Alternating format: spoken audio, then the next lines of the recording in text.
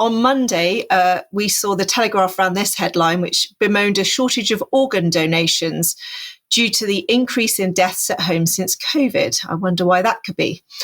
But I'm not sure that what I'm going to say now it will alleviate that situation. My deep dive into the murky world of organ donation has uncovered serious ethical and safety issues the public need to be aware of. And the first is this recent change to the law on organ donation in the UK. So previously, you opted in by carrying an organ donor card, or your relatives were asked in the case of a sudden death or accident, and the choice was yours and your relatives alone. The new law requires you to actively opt out on the NHS organ donation register to avoid forced donation against your family's wishes. And if you don't opt out before you die, you're considered to have consented to donating your organs. This fundamentally changes how your body is viewed when you die, effectively making the state the owner of your body after your death.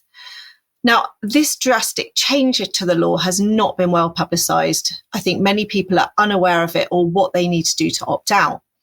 And the slide that you just saw shows a couple of the NHS adverts to alert the public, which I certainly hadn't seen. And then, to complicate the issue, England, Wales, Scotland and Northern Ireland have different legislation using different terms that all mean the same thing. So Wales was the first to bring in what they call deemed consent in December 2015. Then in May 2020, England brought in an opt-out system for everyone over 18 years with capacity. In March 2021, Scotland brought in deemed authorisation for everyone over 16 years. Then in June 2023, Northern Ireland brought in the Organ and Tissue Donation Deemed Consent Act for over 18s. Now, interestingly, some of these laws are emotively named after children. So England has Max and Kira's law, named after 9-year-old Max Johnson, who needed a heart transplant and campaigned for this opt-in system, and his donor, 9-year-old Kira Bell. Northern Ireland has Dahi's law in honour of a little boy on the heart transplant waiting list since 2018.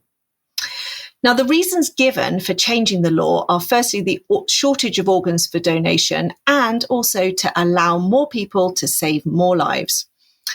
An NHS blood and transplant cite that in England in 2018, 411 people died on the organ transplant waiting list, while around 1,000 families refused organ donations. So they argued that changing the law would make decisions easier for grieving families, i.e. there would be no decision to make.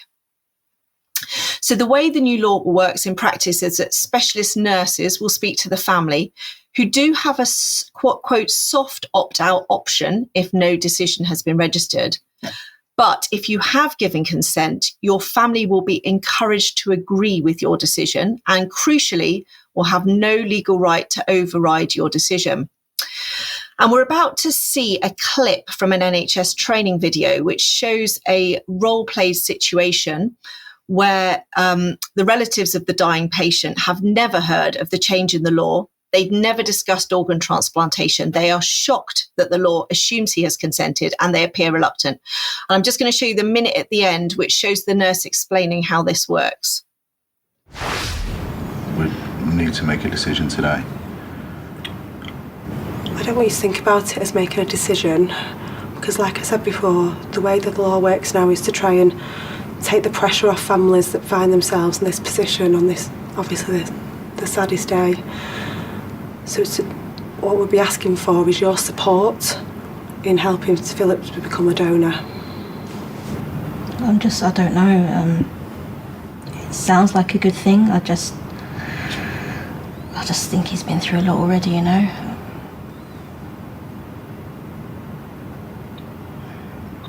I would have to think about it. It does seem like a good idea, but we'd have to talk about it. Yeah, of course. I'll give you some time to think about it and I'll come back and answer any questions or concerns that you've got. Okay. Okay.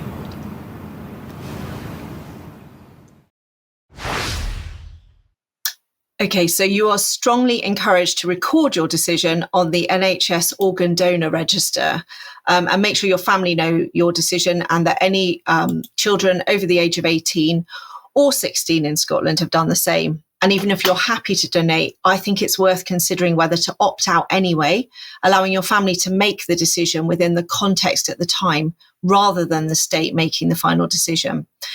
Now, my next section may help you to make a more informed decision. Several commentators have recently raised serious concerns that organs may be being harvested from people who are not actually dead. That brain death does not mean fully dead, certainly not in the way that is commonly understood as an irreversible and permanent state in which life cannot be restored to the individual. Death used to be defined as the irreversible and permanent cessation of heartbeat and circulation, i.e. true biological death. But this would preclude much organ donation because without a working circulation, organs, particularly the heart and lungs, degrade quickly. For historical context, in 1967, the world's first heart transplant was carried out by Christian Barnard using a donor with a severe brain injury. At the time, the definition of death was whole body death. So a doctor would have been expected to turn off the ventilator and wait for the heart to stop naturally before harvesting the organs. I was shocked to discover that decades later, it was revealed that Christian Barnard had stopped the donor's heart himself by injecting potassium chloride, killing the patient and enabling him to immediately harvest a healthy heart legally from a fully dead body.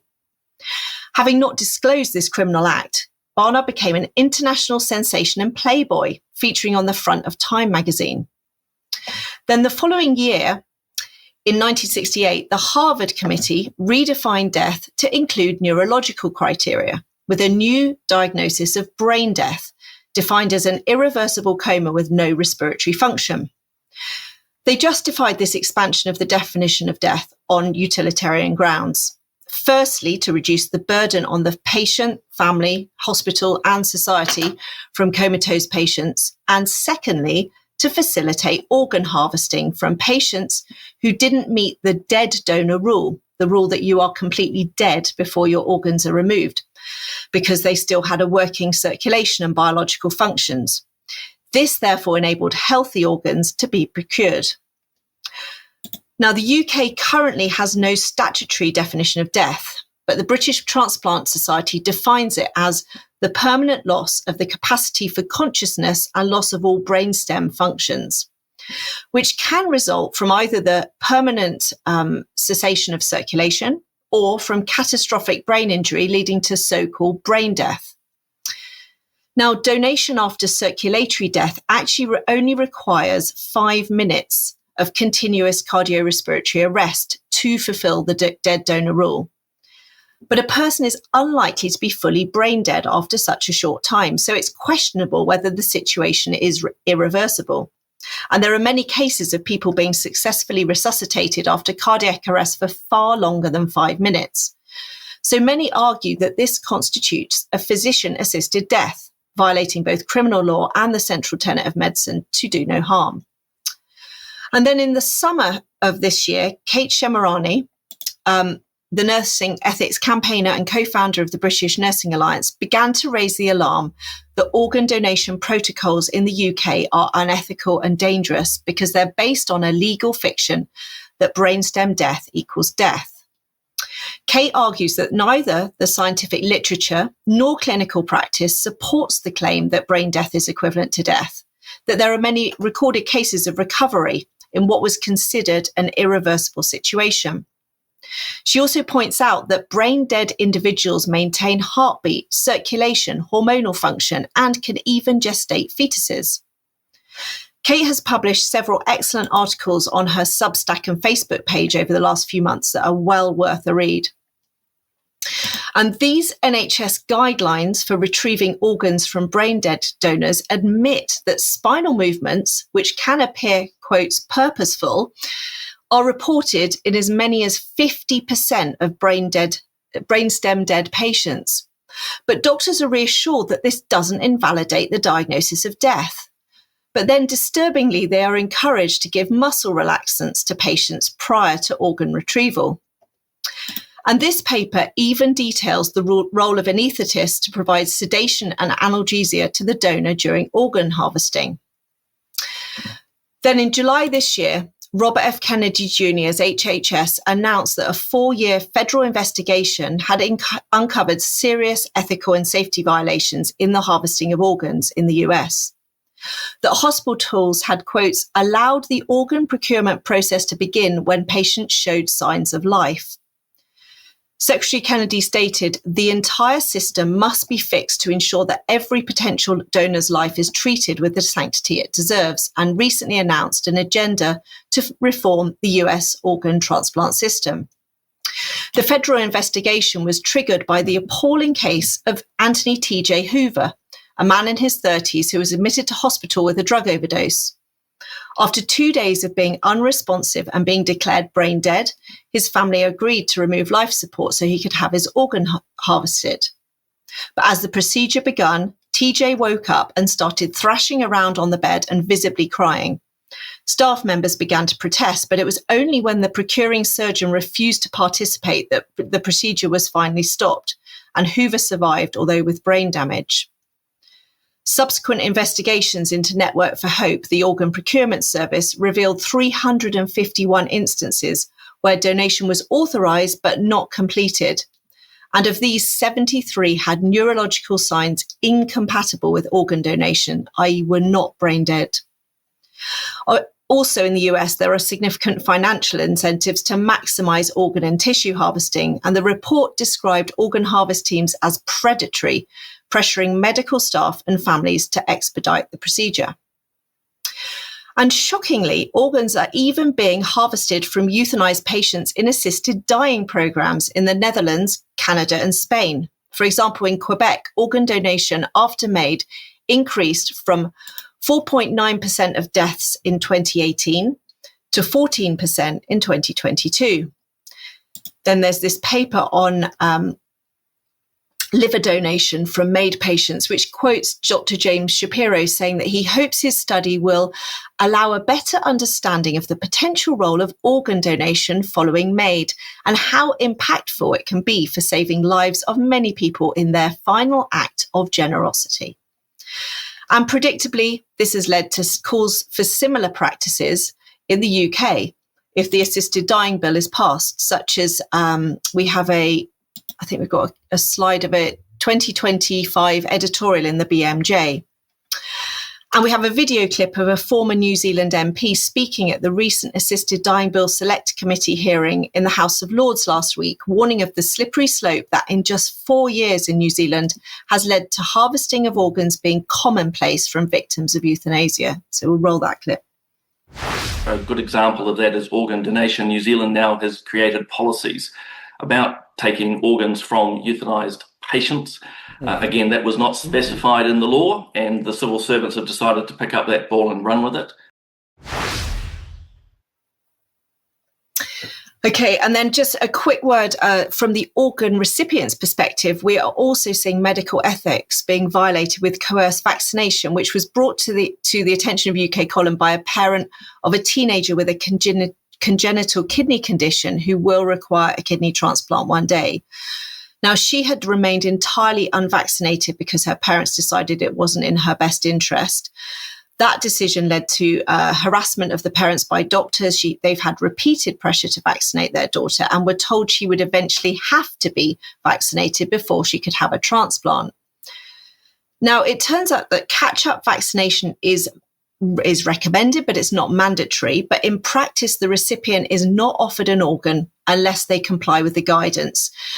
The argument being made that it's a luxury to receive an organ, so the recipient has a duty to honour the donor's gift by complying with all the recommendations to maximise the chance of a successful transplant. And this even applies if the donor is a living donor, including the parent. So this shows it's an ideological and not a scientific position.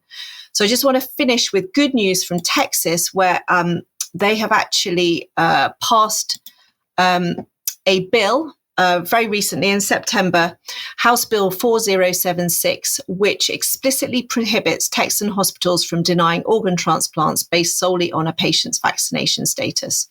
And hopefully we can get a similar challenge here in the UK. Yeah, thank you, Liz. Thank you very much for that. Now, just a quick reminder that one more background to this, we have an excellent article by Dr. Mike Williams on the UK Colon website entitled No Time to Die. So do have a look at that if you haven't seen that already. Now, if you like... Please sign up to receive our newsletter and you'll be notified of UKMFA campaigns, open letters, calls to action and any important updates. You can do this on our website at ukmedfreedom.org. That's ukmedfreedom.org.